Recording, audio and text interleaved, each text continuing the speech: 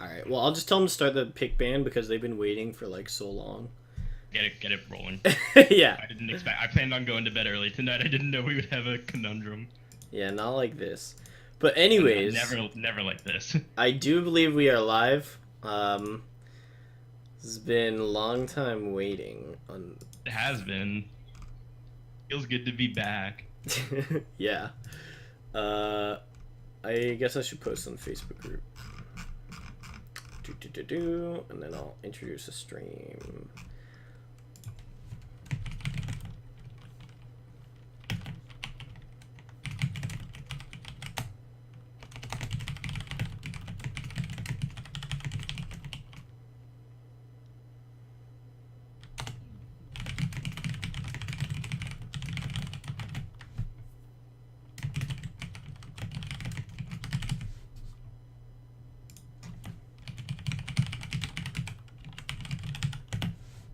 Alright.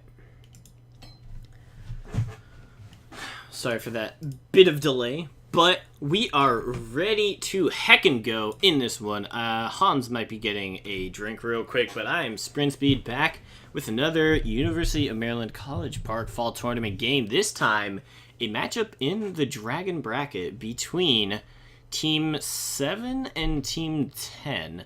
Now, those are not the team names they've decided to go with. They renamed themselves to Team Solo Mid. That is the... I think Team Solo Mid is taking the place of Team 10. And then Team 7 renamed to Team Mutiny. And I do want to talk about how Team Mutiny got its name, because that's kind of entertaining.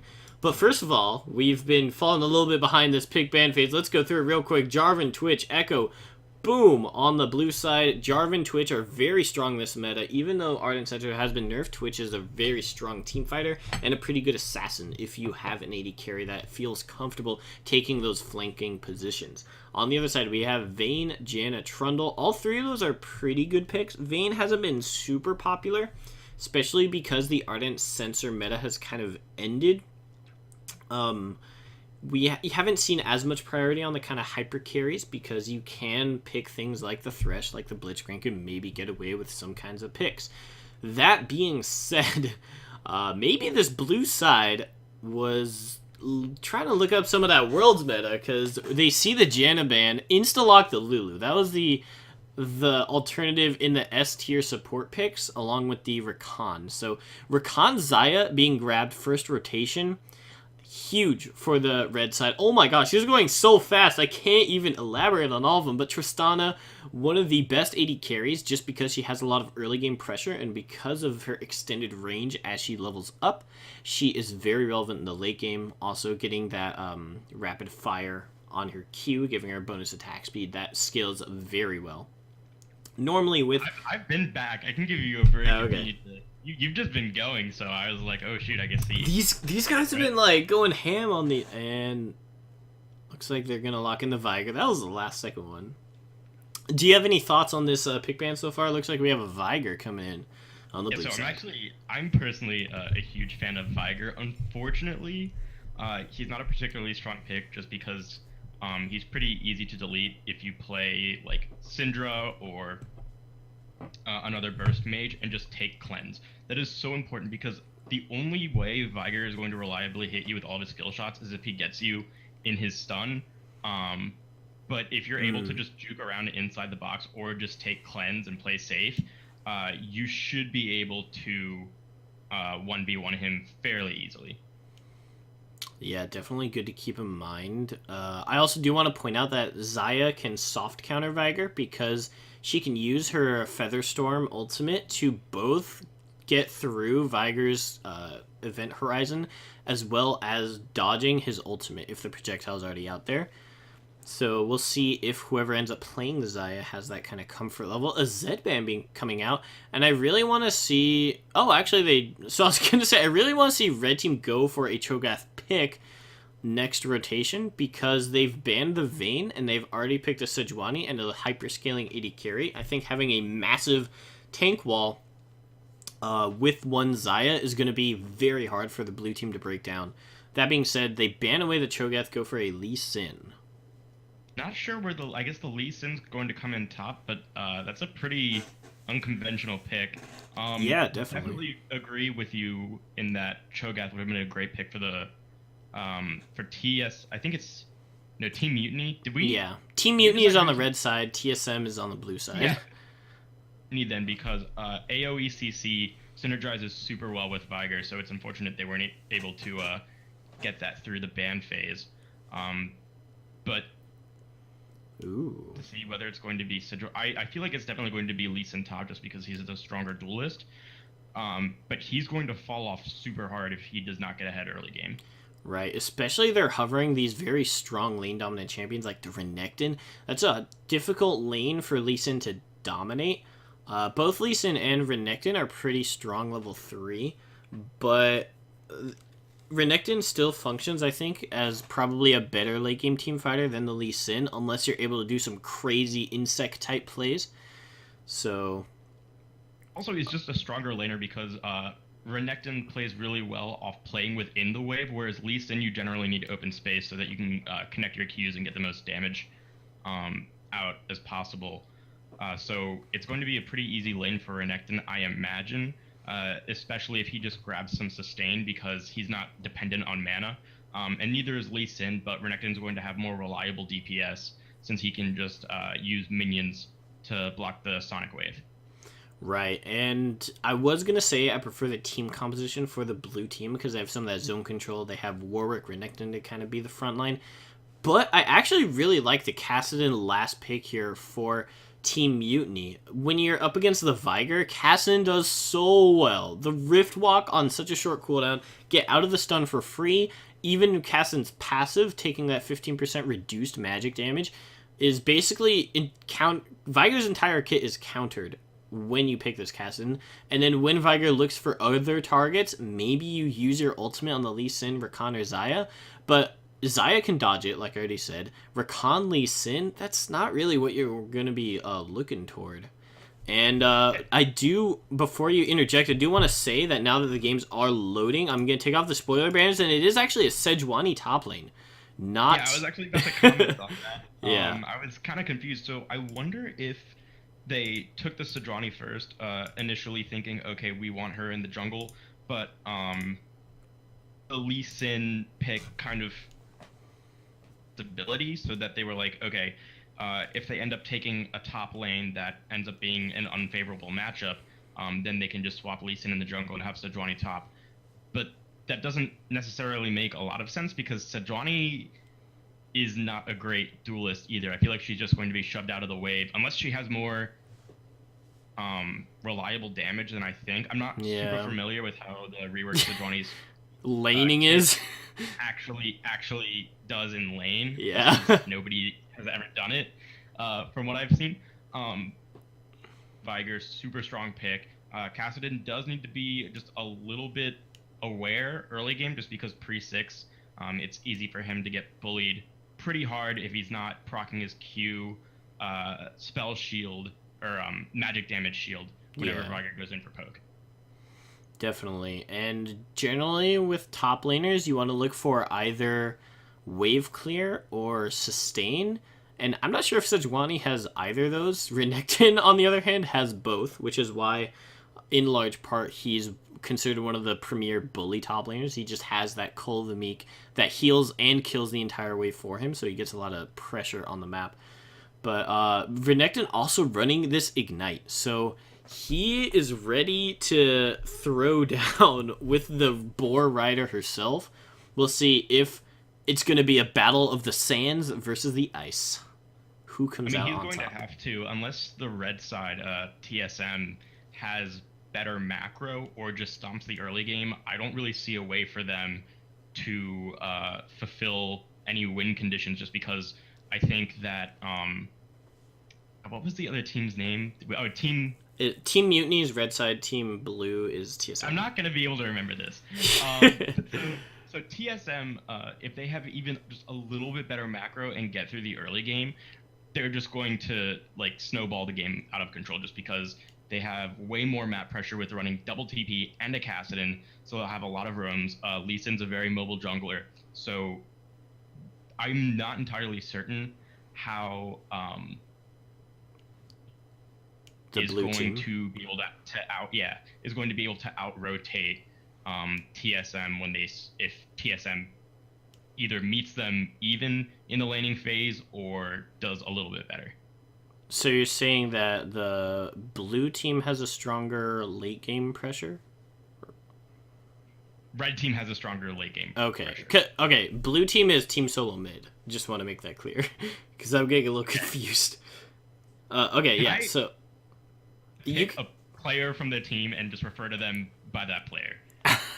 Yeah, I don't know, I'm so tone the tired. I don't know why. tone the terp on the blue side. Blue side. And then Carrot Man. Yeah, good old Karin, our resident officer, joining Hans with me on the cast. We'll see who comes out on top here. Also, because pick ban went pretty quickly, I didn't talk so much about some of the interesting things where there was also an Echo ban on the blue side, and obviously Echo is a little bit of an unusual pick to be focusing. But I always like to mention, I say this almost every cast I do, but I think it's just important to reiterate every time, where you're in the amateur kind of situations, especially if you don't have like Diamond Masters level players, going for comfort champions is a lot of times more effective than going for the meta ones. Yeah, I absolutely agree. If somebody who is in a lower MMR generally plays just one or two comfort picks, then removing them from that takes away a huge amount of pressure. So if they know that somebody from the enemy team is an Echo main, then it's way more effective to ban that out than to just assume that he's going to have some sort of more popular Right. that he's comfortable playing and fall back on that. You're generally going to end up forcing them onto something that is fairly easy to play, like a fairly non-technical champ, much like Viger, or was it the on red side, correct? Viger's on the blue side. Blue side ban. I can't remember who banned Echo, just because. Right, yeah. So blue side banned the Echo, and they instead went with the Kassadin. That's interesting because I consider Kassadin actually a pretty difficult champion to play, especially if he gets bullied out of laning phase. Yeah, I guess it's a melee mage, but not sure entirely. I mean, you can split push on both Echo or Kassadin. I could kind of see some of the similarities, but Vito, we trolled the captain. Not entirely sure what's going on in the chat here, but I think they're just having a little bit of fun. So coming back into this one, this is the week 2 of the Dragon Bracket for the 2017 University of Maryland College Park Fall Tournament between Team Solo Mid, not the professional teams, just hardcore fanboys, and Team Mutiny.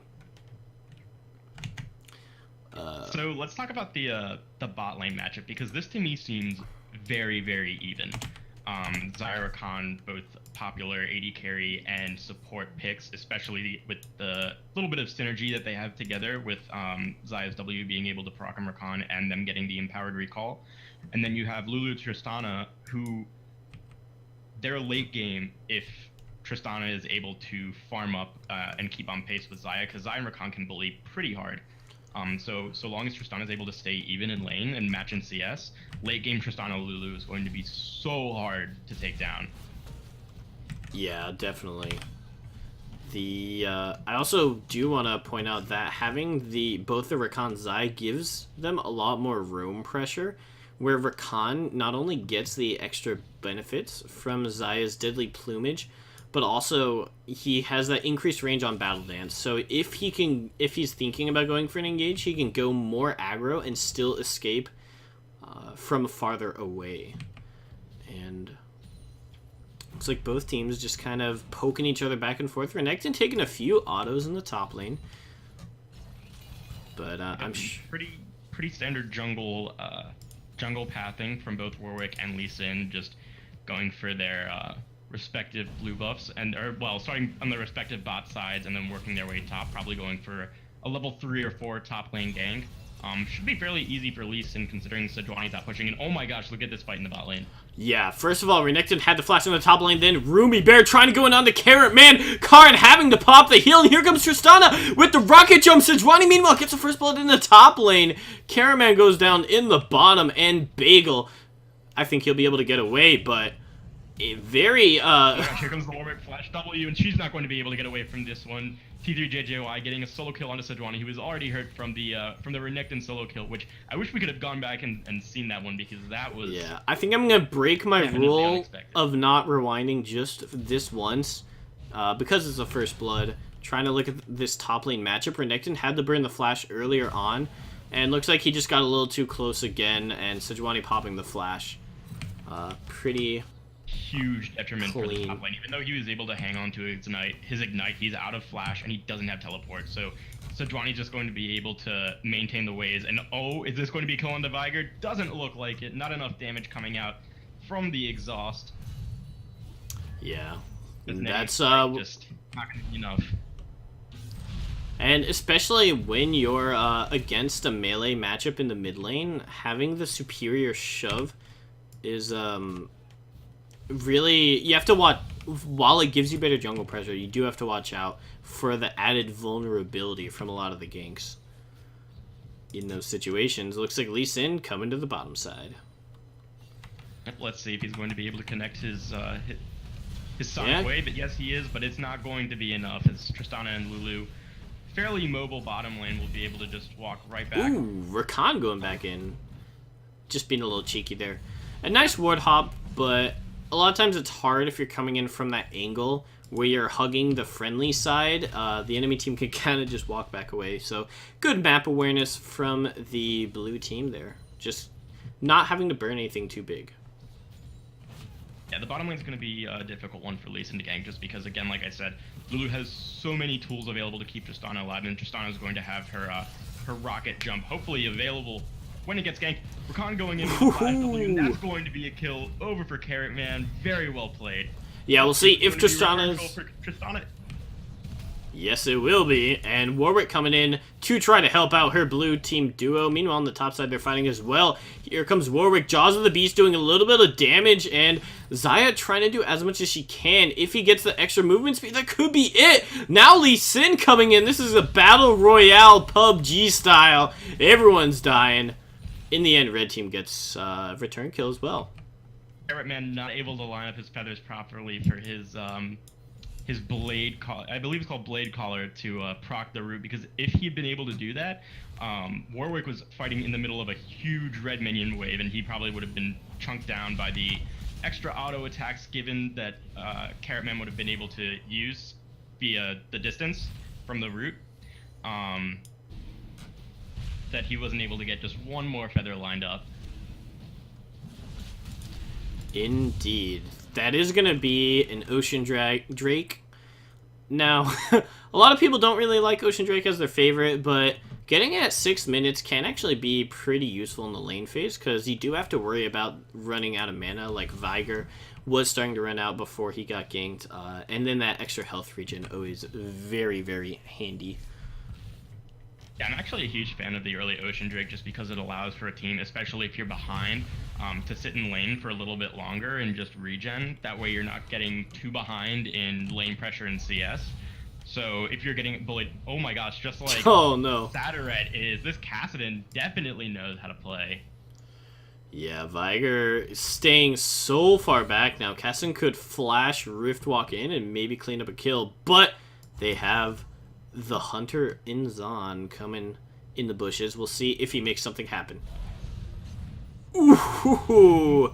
Just barely misses, but Herreris is right out of mana, so he's not going to have enough left for a Rift Walk, and Lee Sin should be able to pick up this kill. One more auto attack, one more Q, especially in the minion wave. Kassadin's going back in. Sataret not able. Oh my gosh. Okay. Too much going on. I couldn't keep up with my voice, but yeah, all good. So, but in the end, the red team do come out ahead, and a lot of that comes down to Warwick just missing the ultimate. If he were able to land the Infinite Duress, there's the Ignite from Renekton, seeing that he's going to have some lane pressure to get a little bit of a CS lead. But Yeah, just really good reactions from Heroris and good communication to Bondage saying, hey, I'm going to need some help here. We can turn this. Yeah, and so what I was trying to say before my tongue got twisted was that Viger wasn't quite able to land his Dark Matter AoE spell, which even if he had been able to, it probably wouldn't have been enough damage to take down either Lee Sin or Kassadin. But it was incredible just how much mana Kassadin was able to recover during that fight, because he was completely out after his Rift Walk away from Warwick the second time following Warwick's Infinite Duress. And then he was able to pop back in with another Rift Walk and a Q to finish off Viger. Yeah, very cleanly played. And Kassadin is a champion that's very dangerous to let get a lead or to get snowballing. After that series of events, he's actually up over 1,000 gold against his lane opponent in a counter matchup. So Viger's going to be able to come back from this one. He's just going to get bullied by Kassadin so hard. And Kassadin is only doing damage with his Void Pulse, and he was able to get a Rift Walk right on top of him, which was all he needed. One more should be able to do it. Warwick missing another Infinite Duress, but going for the Fear. They should definitely not be committing to this, because Kassadin is just going to be able to Rift Walk out of it. Yeah, unfortunately for the blue team. Actually, Viger has to watch out. He's taking a lot of damage from the minions. But a flash coming out from Warwick is T3. JJY gonna pick up 1 kill. They trade even for even. Honestly, did not expect Warwick to get the kill on that one. I thought he was going to walk away, take the last turret shot, and die for nothing. But he was able to pull off the kill. Which was also no! Oh man, Ultimate feels bad, man, when your body tells you yes. From Viger. That was... At first, I thought that was going to be a PogChamp, but then it turned in... Well, I guess it was still a PogChamp, just in the other direction. Really good timing on that E from Viger. Yeah, I mean, he probably figured as soon as Lee Sin landed the Q that he was just going to have to put down Event Horizon and hope that it procs in time to get the stun off. Because Lee Sin is stunnable and brootable during his kick. He can be CC'd, so thankfully it came up just in the nick of time, and Viger was able to get off just to do R and let that be the end of Lee Sin. Yeah, and the red team have had consistently better vision than their opponents. I think they had 1 or 2 wards die recently, but they've had most of the bot jungle warded, actually, the enemy jungle entrance. And they also have the extra ward up top lane. Looks like Renekton just did put down a control of his own. Actually, I'll get back to that after this fight. Tristana getting in, getting some damage, I mean. Lee Sin trying to go in, but he's going to have to bail out of there because they're pretty safe. I don't know how it's looking on your end, but are you getting some like, lag with frames? I am not. Now and then the, it looks like the screen is freezing on a particular play, so it's hard for me to tell what's going on. Just making sure that the... I believe the stream... Are you talking about the stream or your client? No, my client. Okay. On my end, I think it's alright, so... Hopefully... Okay, maybe I could just take a little bit more of the play-by-play and we... don't have to worry about that. Actually, Xayah going in. A good follow by the Rakam. Gets a double charm. Lee Sin coming in for the perfect follow-up if he's going to be able to land the Sonic Wave or Resonating Strike. Tristana using her Buster Shot to knock Lee Sin on the turret. That could be a kill into the reset with the rocket jump. She probably wants to jump back here, but she's going to be playing a dangerous game trying to go after the Rakan. Warwick Blood Hunt is hovering over Rakan, but he's actually in the top lane. Sejuani, good peel for herself. Yeah, that was definitely a beautiful Buster Shot from Tristana, being able to knock Lee Sin back into the turret, get the extra turret shots on him, and then she was just able to auto-attack him to death after that when he had nowhere left to go. So beautiful play by Tristana, and a bit of a misstep, honestly, from the red lane, from the red side's. He went in a bit too hard. He didn't have his bot lane to back them up quite yet. Carrotman had actually used his Featherstorm. Actually, no, Reza, you take care of this one because... yeah. Oh, no, Renekton popped his flash at the very end, but the auto attack still landed. Is she going to get the Permafrost? A double kill 1v2 from Derp Cupcake. Oh my gosh, and Derp Cupcake with the courage of the Colossus, Keystone Mastery, keeping him alive during that man. Wow, what beautiful play from Sedgwani. I can't believe we haven't realized this before. This is obviously the new meta. Yeah, he's making it work. The team captain telling them, listen, I don't care if you're getting ganked. Let me show you how it's done. They're going to go for an early Rift Herald, and there's nothing blue side can do about it. To get collapsed upon, but a beautiful Event Horizon's able to stop the engage from both Kassadin and Rakan. Definitely needed to happen because Rakan and Kassadin in particular have extremely strong engage and would have been able to blow up Viger immediately had they not been CC'd at that moment.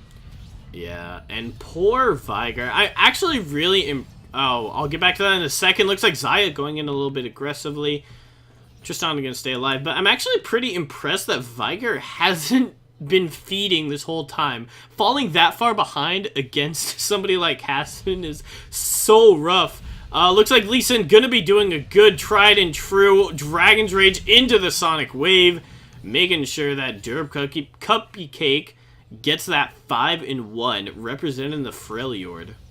And this is going to be a huge problem for Team Mutiny because Renekton was kind of dependent on winning the lane and hopefully the game for them, but that's not going to happen as Tristana is able to get off her Buster Shot onto Carrot Man, blocking off a Xayah AD carry and rooting Tristana in the process.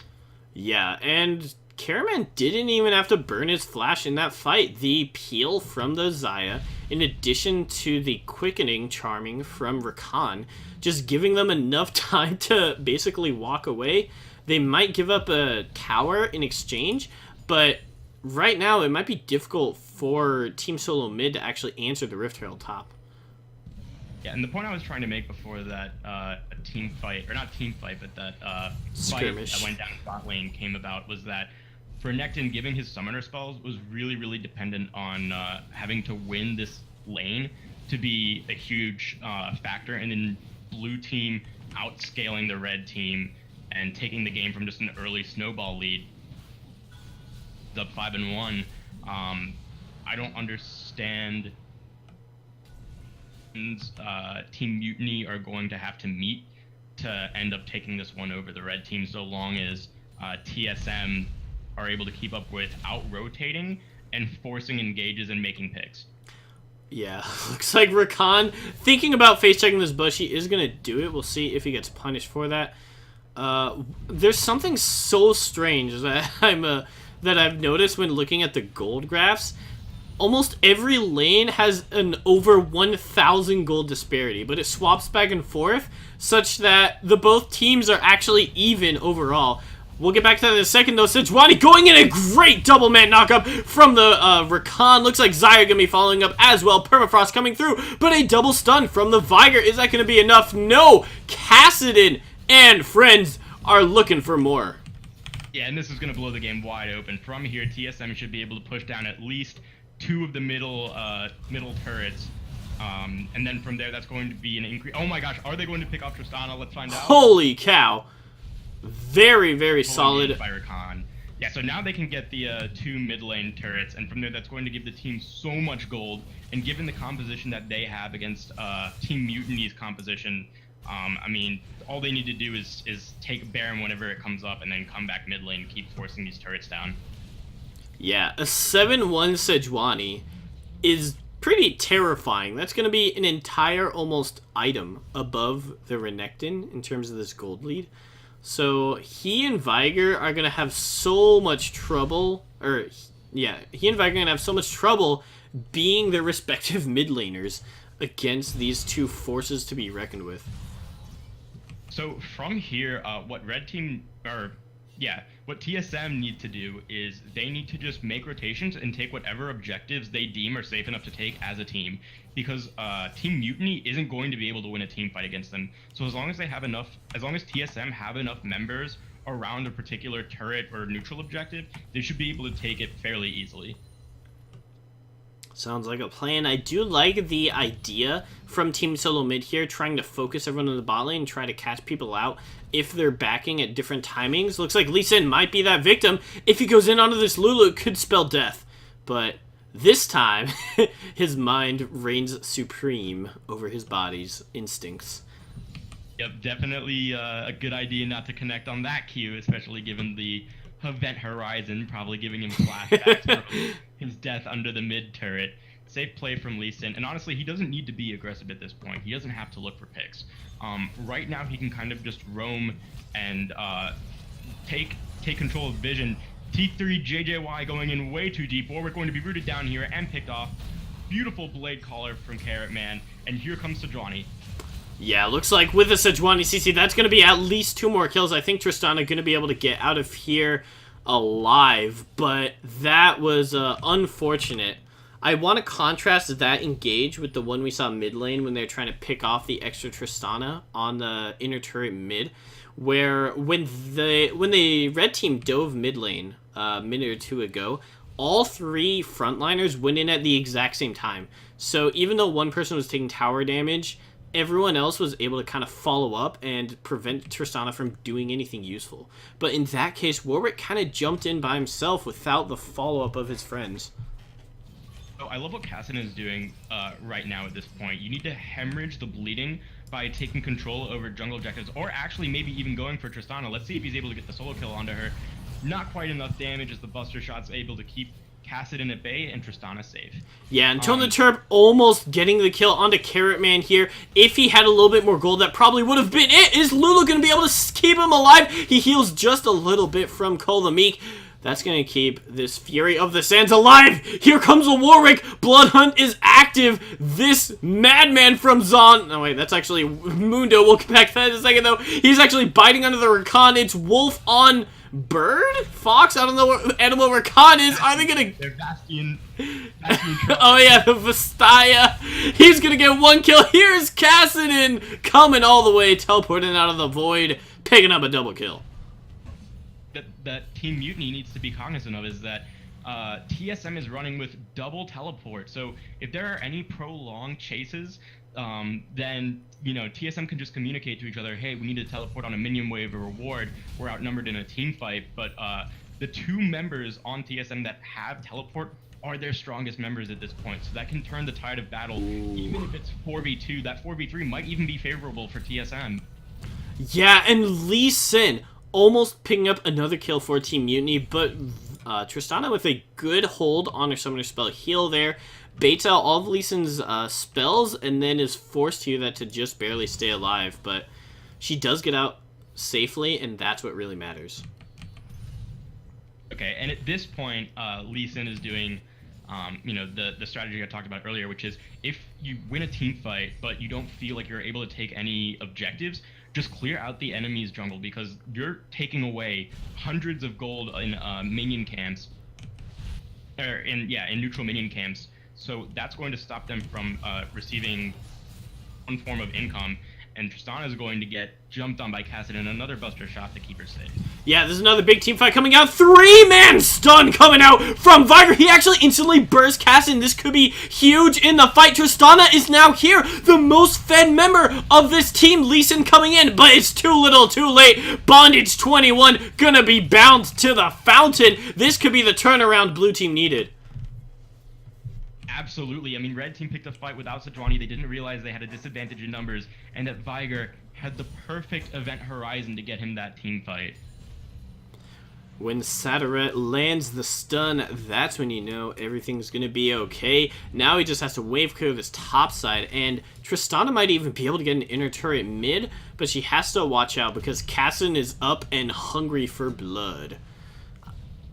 Yeah, I mean, it's not impossible for Team Mutiny to come back from this game. They have a Tristana who's playing consistently well, Viger who scales incredibly into the late game, so even if they may be down in gold and objectives and kills, they can always come back through finding picks if TSM don't play coordinated and together and communicate properly. Sejuani didn't have her teleport available at that time, so they weren't able to call her from the top lane where she was pushing to bring them into the team fight. And she would have been a huge presence to have. She probably could have swayed the flow of that engagement. Right, the difference between Sejuani's gold and Renekton's is the entirety of Red Team's lead.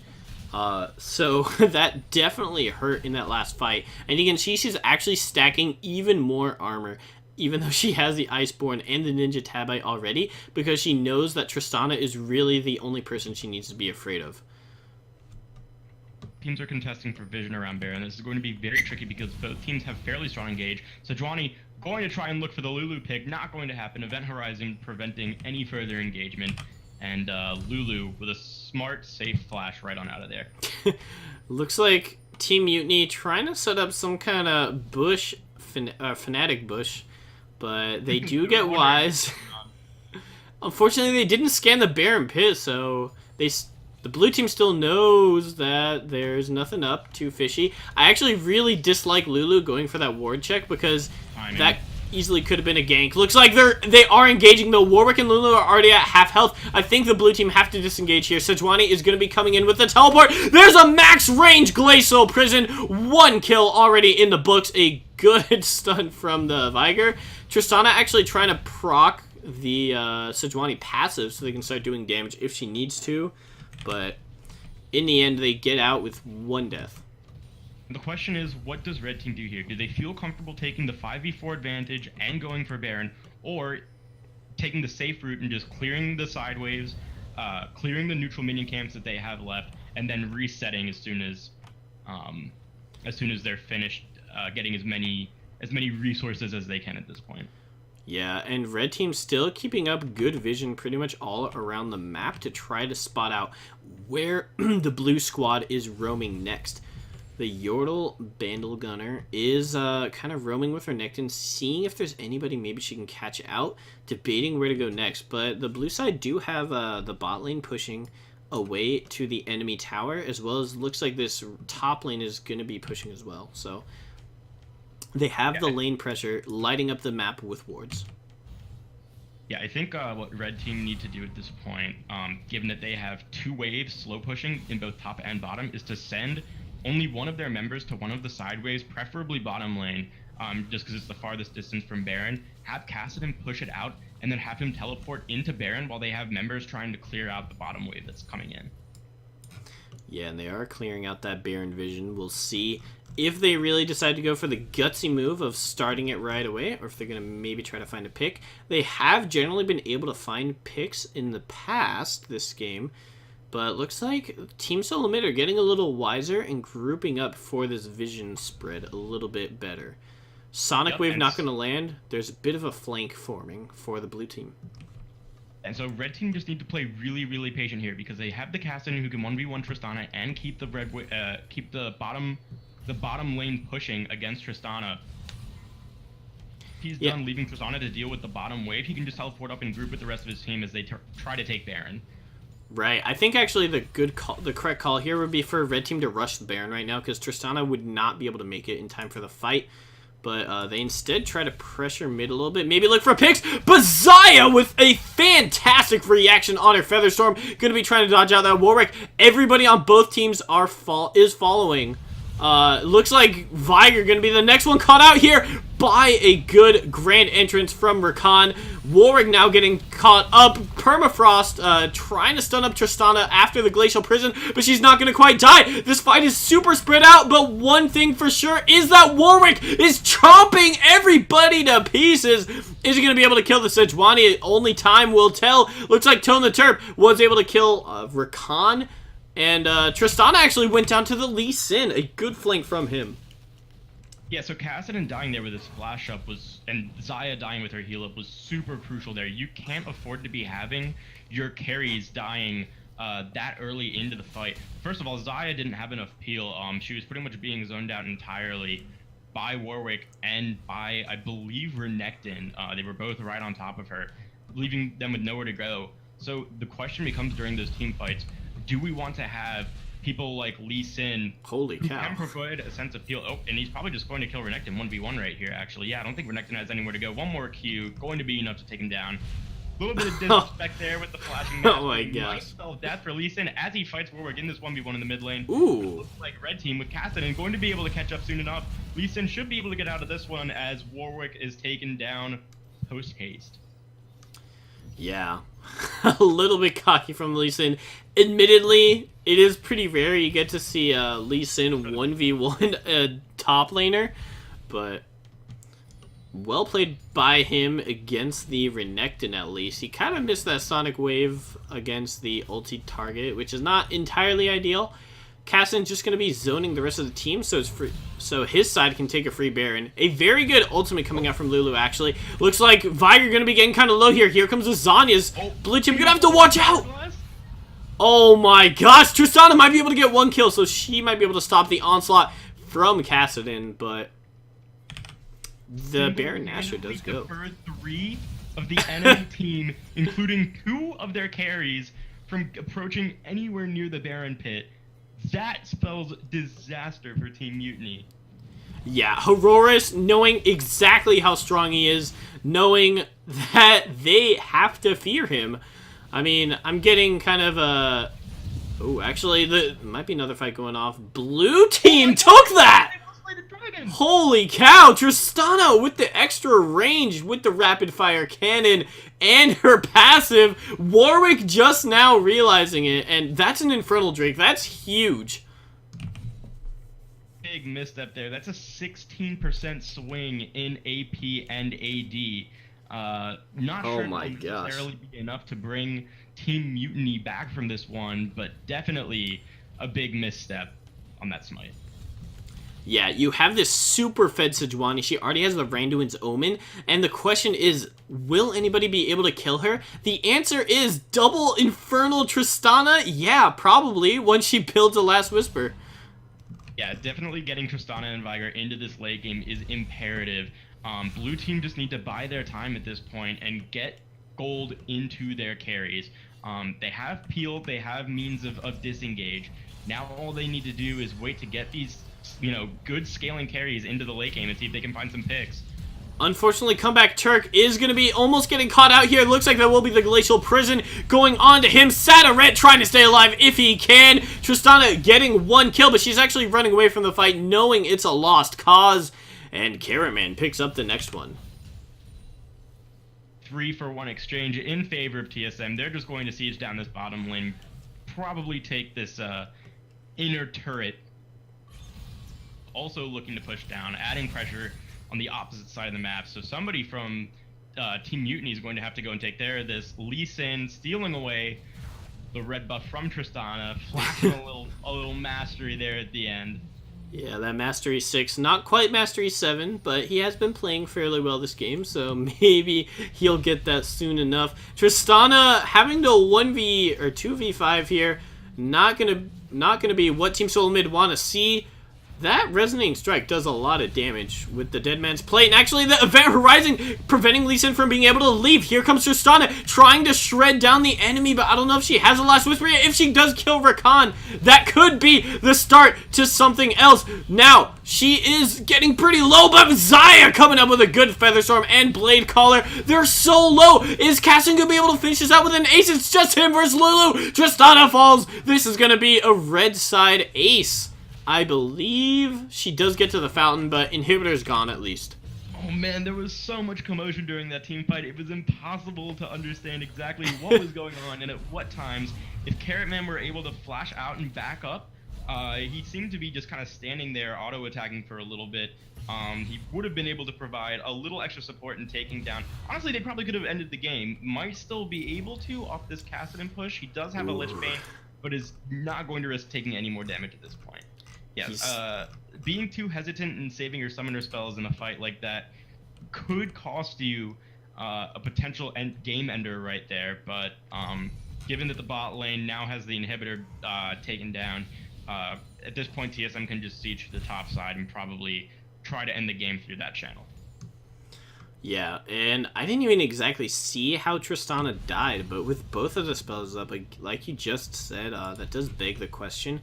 I mean, obviously, you're going to be facing a lot of burst against, like, a Lee Sin and Kassadin, but as the main carry, you have to shoulder that responsibility of finding a way to stay relevant, and relevant means being alive, first and foremost.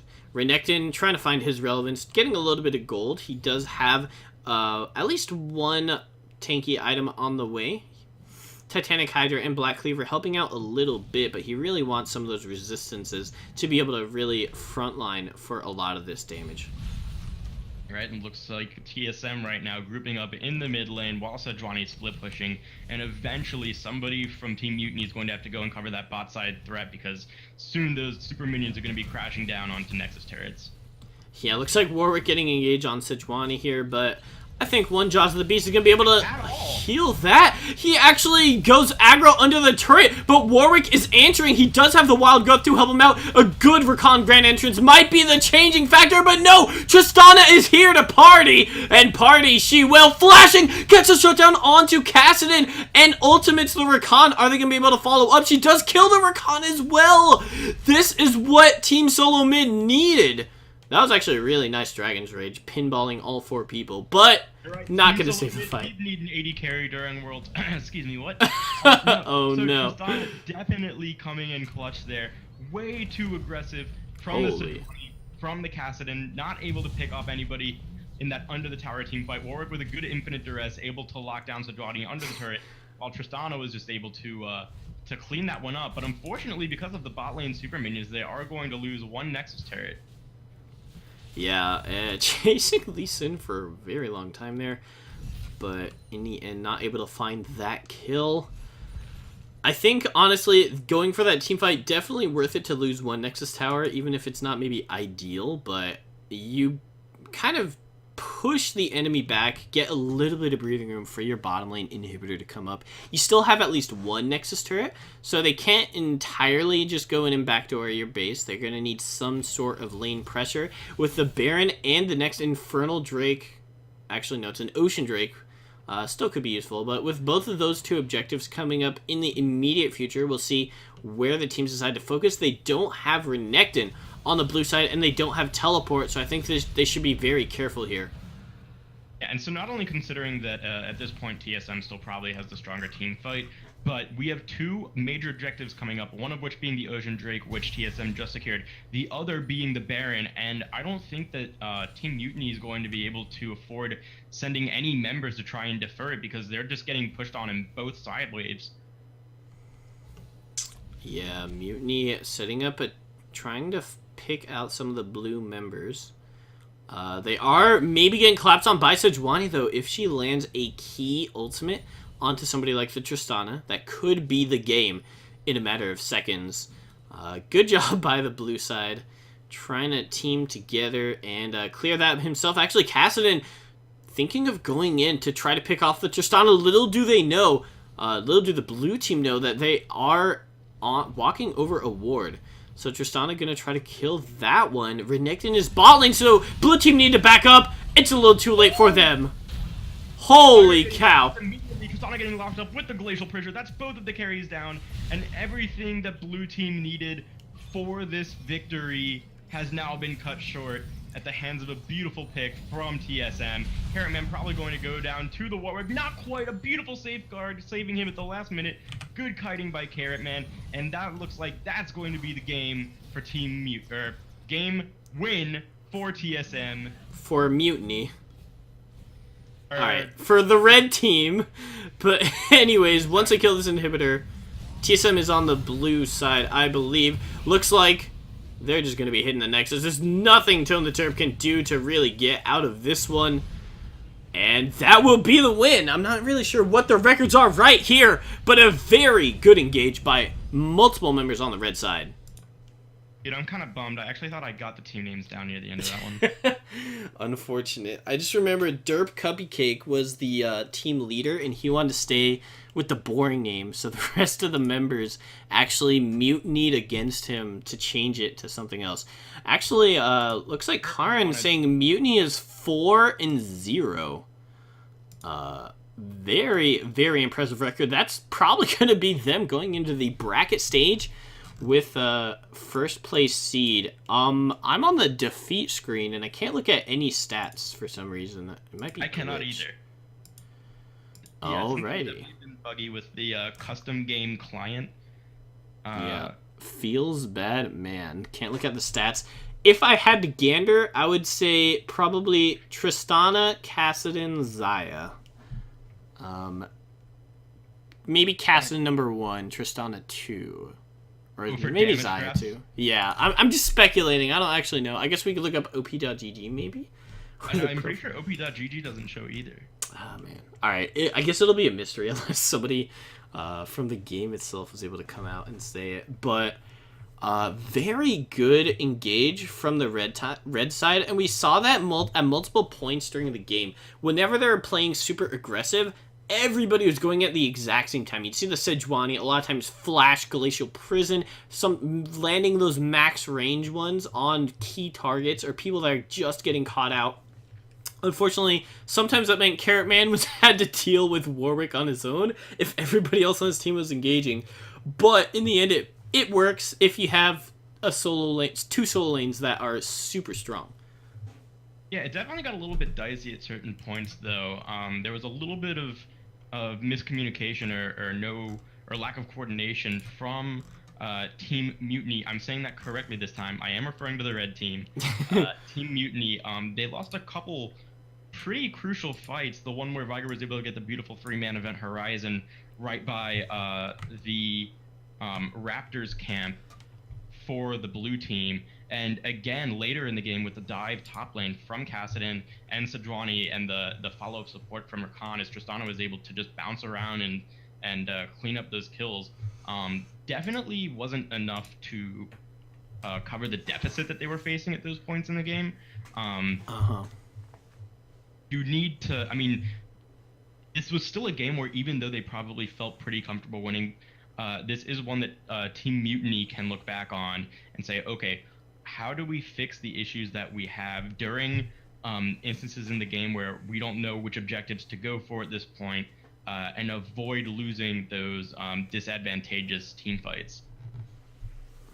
Yeah, and I did pull up the match history for this one thanks to Derp Cupcake, the captain and one of the most prolific players in that game on the Sejuani.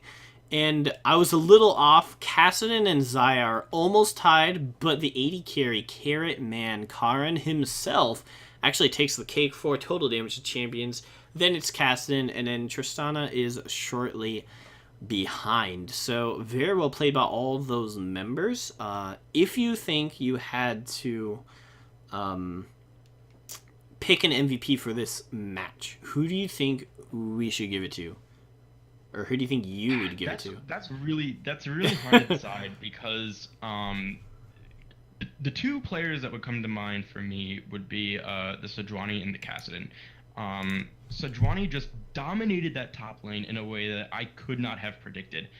There was the failed tower dive in the top lane by Warwick and Renekton that led to a 2-for-0 for Sejuani, and she ended up 5-1 at that point.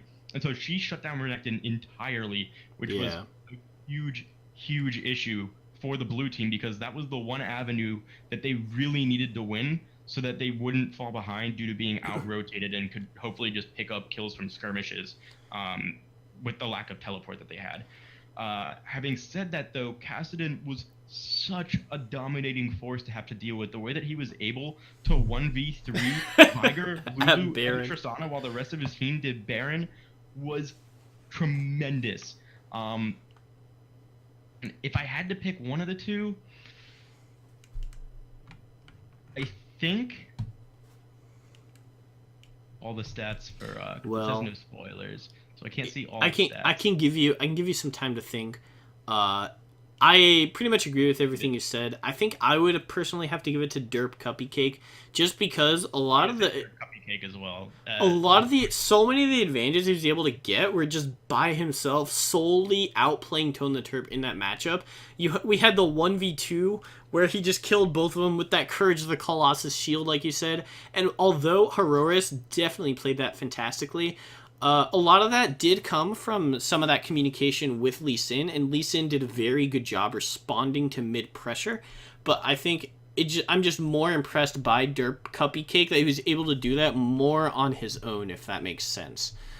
Yeah, okay, I understand what you're saying. I think the reason why I would solidify Derp Cupcake as the MVP here is because not only was he such a huge force to deal with in the laning phase, and again, completely cutting off an entire enemy champion from the game, essentially, because a from-behind Renekton is really not something that you want to have to try and and reconcile, but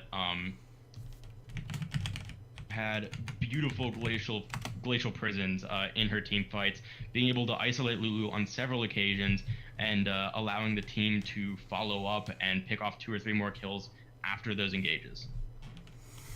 Yeah, definitely. I do want to give a shout out to Roomy Bear, actually on the blue side though.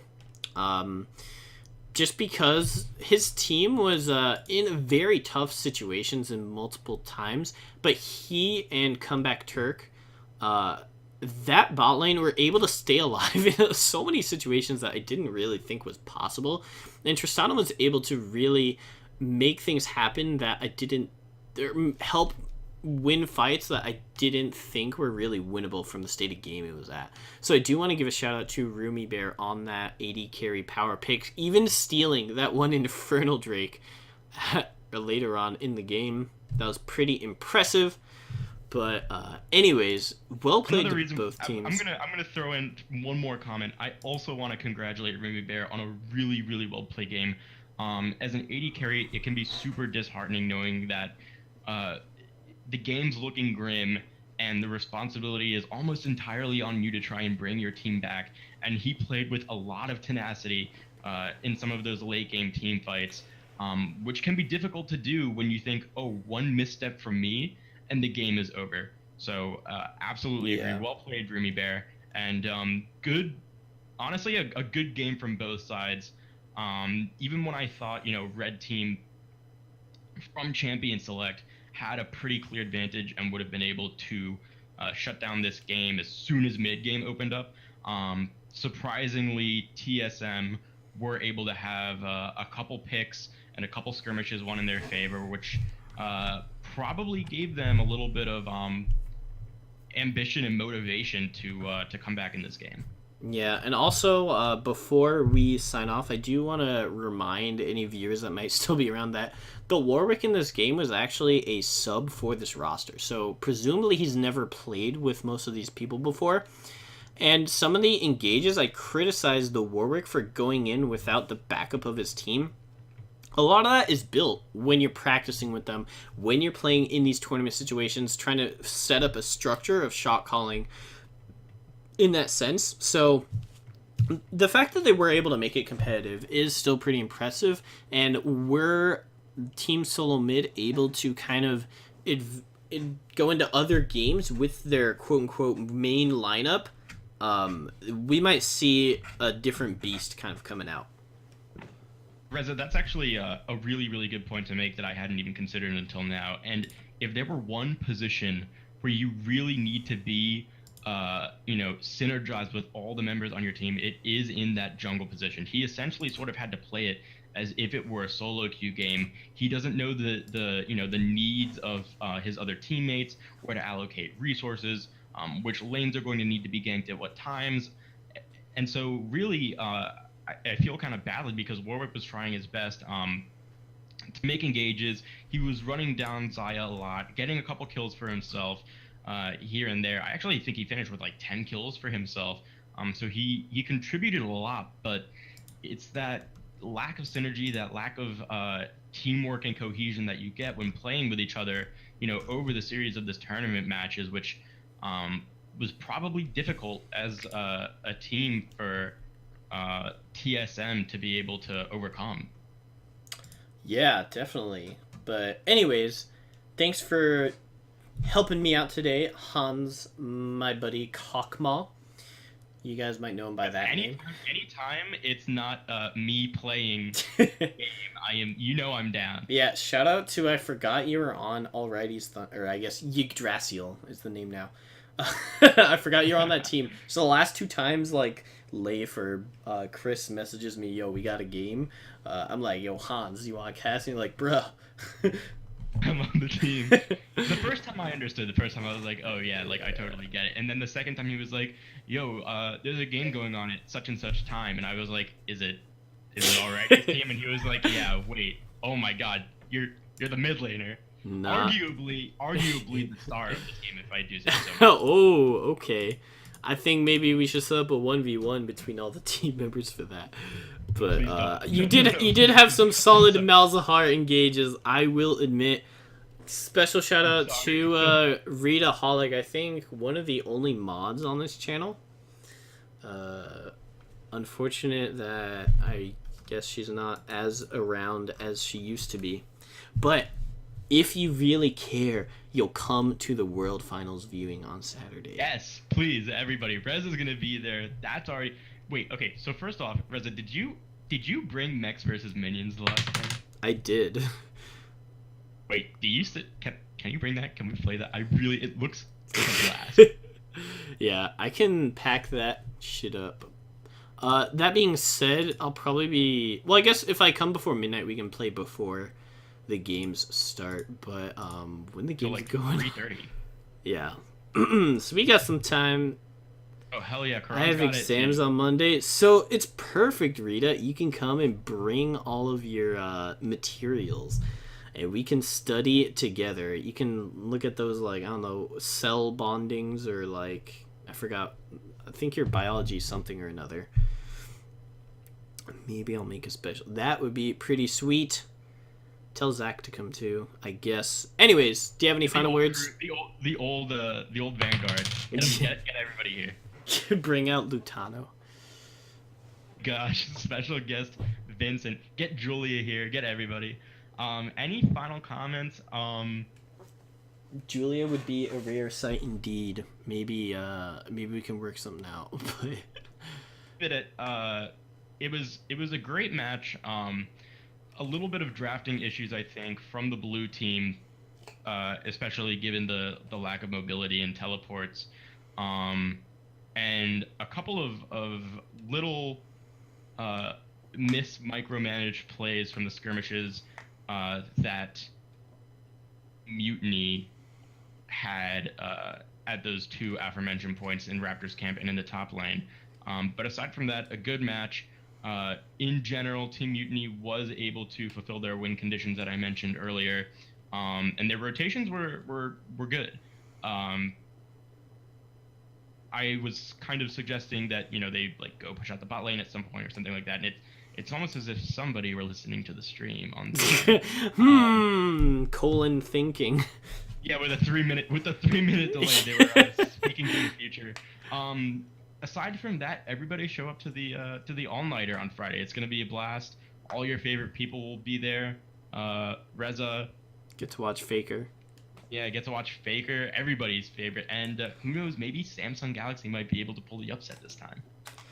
Yeah, maybe. I mean, when I first saw the matchup, I was like, ugh, I don't want this again. But then I'm like, I mean, this is kind of hype. It's the first rematch 2 years in a row. But anyways, yes, thanks for watching, guys. Yeah. I'll see you guys, I guess, next time. I can't give you any time as to when the stream's going to be going up next because I don't know myself. People usually message me, hey, get on in 20 minutes. We're playing a game. I'm like, ugh, okay. Yeah, but you live for that. Yeah, okay. I don't actually go, ugh. It's more about the, god dang it, I was in the middle of, like, eating spaghetti or something. But thanks for joining me. Thanks for watching, everybody. And I will see you next time. Have a good night.